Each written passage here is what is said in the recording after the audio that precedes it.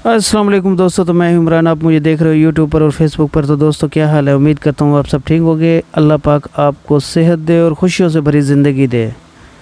तो दोस्तों आज का मेरा टॉपिक है कैलेंड्रिया प्लांट्स के बारे में, और इसे कैसे लगाएं, कौन से मौसम में लगाएं और कहाँ लगाएं, इसकी खुराक क्या है, इसके फ़ायदे या नुकसान क्या हैं, इसके अलावा बहुत कुछ। तो जुड़े रहिएगा मेरे साथ। तो आइए चलते हैं मेरे गार्डन में। तो दोस्तों कैलेंड्रा हरासाई ख़ानदान फाबासाई की नस्ल में से एक फूलदार पौधा है।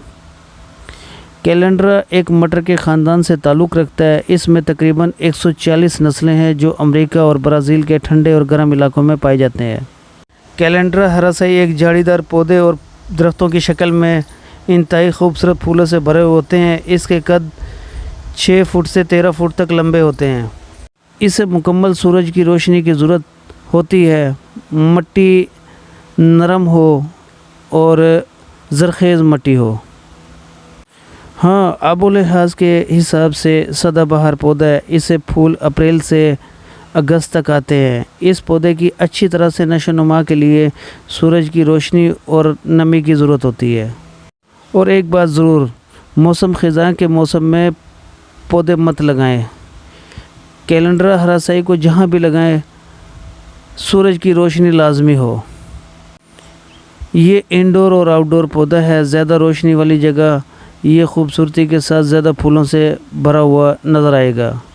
अगर आप इसे किसी गमले में लगाएं तो मिट्टी के ऊपर वाली तह में मोटी बजरी डाल दें ताकि ज़मीन जल्द खुश्क न हो और इसमें नमी रहे, ताकि गमले सर्दियों के इख्तिताम पर फूल आने से पहले सूरज की तरफ ले जाएं।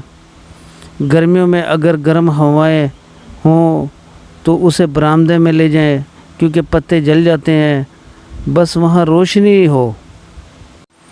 हाँ, जब इसके पत्तों पर फलियों का अमल शुरू होता है जो कि बाद में फूल बनकर खिल जाते हैं। अगर आप कैलेंड्रा हरासाई से बीज हासिल करना चाहते हैं तो ये बहुत ज़्यादा फलियों से बीज निकालता है। हाँ, जब आप इसके बीज हासिल कर लें तो इसके बीजों को एक दिन के लिए नॉर्मल पानी में भिगो दें। इतना गर्म पानी ना हो, जैसे बच्चे को फीडर में दूध दिया जाता है उतना गर्म हो।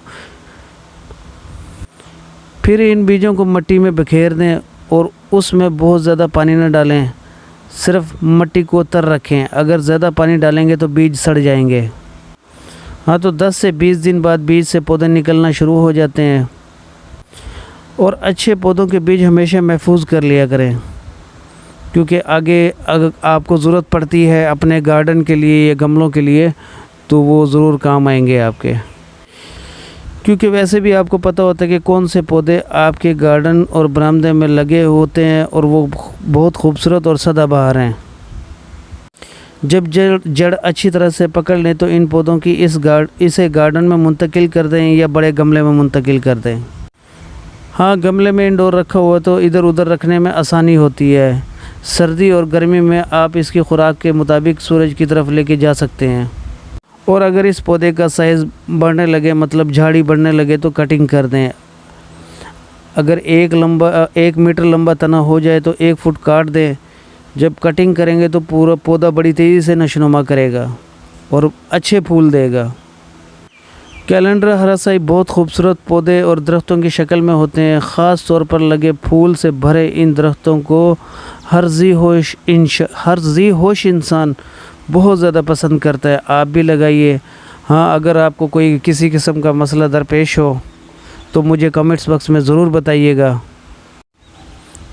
तो दोस्तों उम्मीद करता हूँ आप सबको मेरी वीडियो बहुत पसंद आई होगी।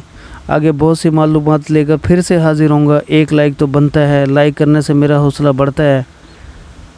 तो मुझे लाइक कीजिए और सब्सक्राइब करना तो बिल्कुल मत भूलिएगा। तो इजाज़त दीजिए, अल्लाह हाफिज़।